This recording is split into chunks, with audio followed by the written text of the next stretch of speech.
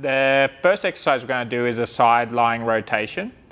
We're going to stretch out the chest and the thoracic here, and what that's going to do is help to take pressure off the forearm when exercising. So the way it's set up for this, we're going to straighten the bottom leg, going to get this top knee to 90 degrees. We're going to pin it with the opposite arm, and we're going to make sure Alexa's chest is turned down. Otherwise, what you may find is you're not able to get enough thoracic rotation before hitting the ground. Once we have that position, we're going to lift up this arm to 45 degrees, and we're going to take in a deep breath. And with every exhale, we're going to go further and further towards that top arm. Just hold for a sec, breath in, exhale. I'm not flexible anymore. Not flexible anymore. If you find that you're feeling it too much in your lower back, you can prop up the top leg under a bolster or a medicine ball, and that's just going to lock the lumbar into one position. The next part of our forearm circuit is going to be a stretch through the forearm flexors. So we're going to do palms flat, fingers facing towards us. We're going to slowly rock back with straight arms into a stretch through the forearms just here. So what we want our elbows facing forward, rocking back, and we're going to go back and forth 10 times. Yeah? Once we've done that, we're going to go palms up off the ground, and we're going to drive our elbows back 10 times. That's hectic. Yeah, that's quite a big stretch. So I'll go quite easy on that one when you're first trying it. And then the last bit of this stretch is stretching out each finger individually. Yep. Yeah, you go. Nah, you can do it yourself. Don't be lazy. 10 seconds each finger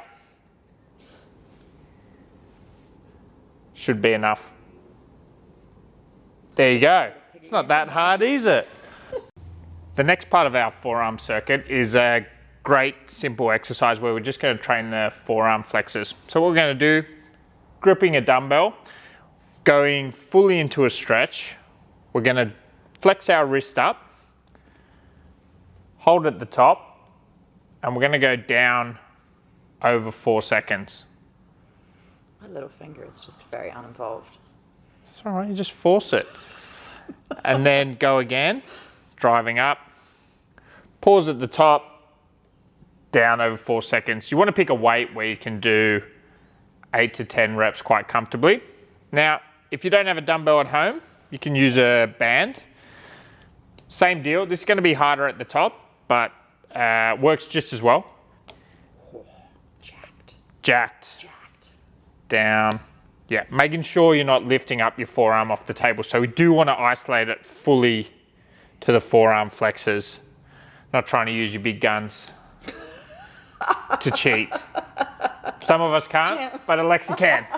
So the last bit of our circuit is going to be a golf club rotation. It's where we're going to work into end ranges of supination and pronation. So what we're going to do, gripping the golf club tight, we're going to gently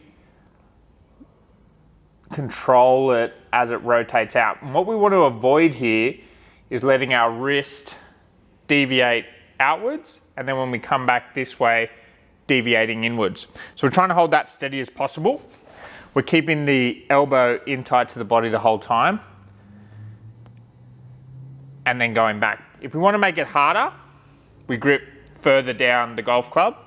If we want to make it easier, we grip further up. And what we should be looking for here is 8 to 10 rotations. It's very phallic, isn't it?